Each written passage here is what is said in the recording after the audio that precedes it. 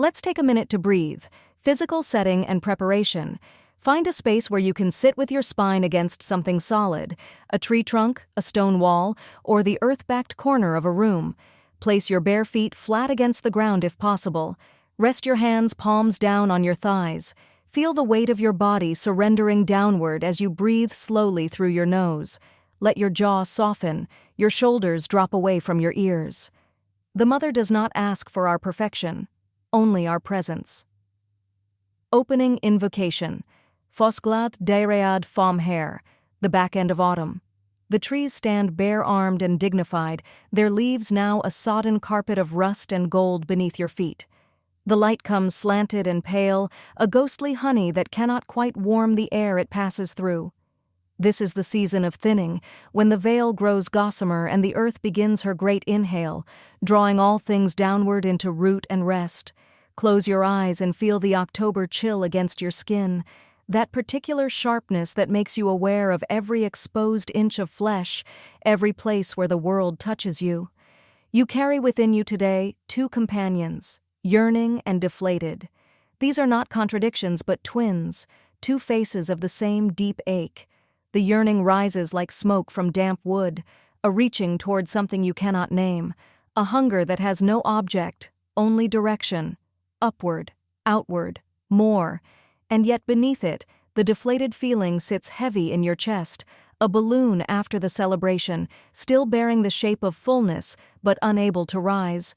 Speak aloud or in the cavern of your heart, Ama thair natalun, gab mulam. O Mother of the Earth, take my hand. Ta me anseo, beo agus briste. I am here, alive and broken. Tabhair dom doneart, duchiunas, dugra. Give me your strength, your silence, your love. Body of the working. Corp breathe now with the rhythm of October's own breath, slow, reluctant, heavy with moisture. Each inhale draws in the scent of decay and transformation, wet bark, fungal bloom, the iron-sweet smell of earth turning in on itself. Each exhale releases what you no longer need to carry. Picture yourself standing in a grove of oak and ash, their branches skeletal against a pewter sky. The ground beneath your feet is soft with fallen matter, a century's worth of leaves compressed into dark loam. This is the mother's body laid bare, unashamed of her nakedness, her rawness. She does not hide her age or her scars. The yearning you feel, this is the ancient pull of the oak's root seeking deeper water. Even in dormancy, even in the season of letting go, there is still this downward hunger, this wordless reaching. The tree does not question it. The root does not ask why it yearns, only continues its patient, blind seeking through stone and clay. Place your hand over your heart and feel its steady drumming. This is the sound of yearning embodied, the heart that reaches toward connection, toward meaning, toward light even as the days grow short. There is no shame in this reaching. The mother herself reaches upward through every blade of grass, every mushroom pushing through the forest floor. But now, acknowledge the deflated heaviness that shares space in your chest.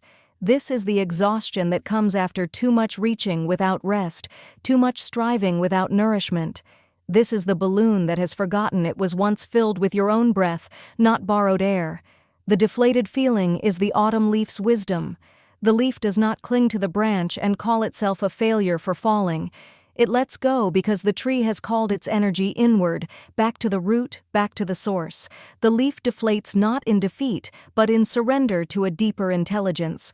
Breathe into this paradox. You can yearn and rest simultaneously. The root reaches downward even as the tree stands still. The mother pulses with ancient longing, even as she lies dormant beneath frost and snow. The deep working. En ober domhain. Now, let your awareness sink deeper, past thought, past the naming of emotions, into the place where you and the earth are not separate things, but one continuous breathing.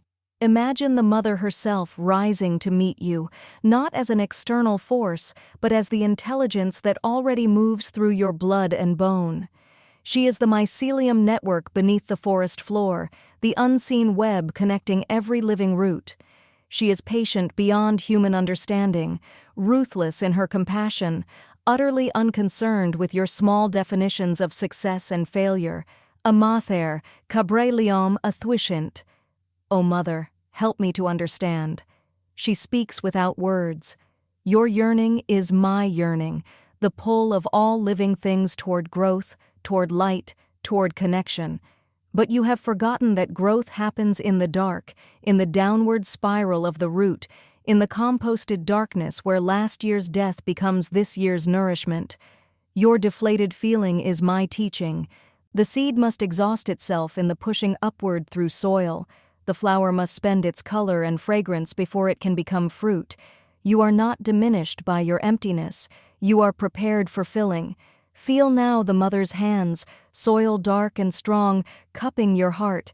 She does not inflate you with false hope or empty platitudes. Instead, she fills you with something denser, more real, the knowledge that all emptiness is a temporary vessel, all yearning a compass pointing home. Ta tu slan. You are whole. Ta tu maith go leor. You are enough. Ta tu demochuid. You are of my body. Let tears come if they will. Let laughter rise if it must. Let yourself be held in the vast indifference that is, paradoxically, the deepest love, the earth that receives all things without judgment, that composts grief and joy alike into the rich, dark soil of becoming. The October wind moves through the bare branches above you, a sound like breathing, like the rustle of ancient skirts, like the turning of pages in a book written before words. You are a sentence in that book. You are a breath in that wind. Rest here as long as you need. The mother is patient. She has been waiting since before you had a name. Afterthought. Smuain Druid. Take a moment to contemplate, what am I reaching for that might already be growing, unseen, in the dark soil of my own becoming? And what must I let fall away, like the autumn leaf, not in failure but in trust that the tree knows when to draw its energy inward? News from last week that you might have missed Republican Nazi shitbags have a conversation on Telegram thinking no one will find out. Here. When a bloated fascist fuckwad throws a medal ceremony for a dead propagandist, Charlie Kirk, here closing blessing. Beanach Derid, place both hands on the earth beside you, or on your own body as the earth's representative. Gom beanai and mhathair thu. May the mother bless you. Go de tugasi nert duit idulege. May she give you strength in your weakness. God tugasi siunas duit idustro. May she give you peace in your struggle. Gog koini si thu igkonai, mar achoinion antalam hnafream hacha. May she hold you always as the earth holds the roots. Open your eyes slowly. Feel your body return to the edges of itself. Notice what has shifted, even slightly. The yearning may remain, but perhaps now it is accompanied by patience. The deflated feeling may linger, but perhaps now it is tinged with trust. Slan go foil, go diti an kead uer ile. Farewell for now. Until the next time.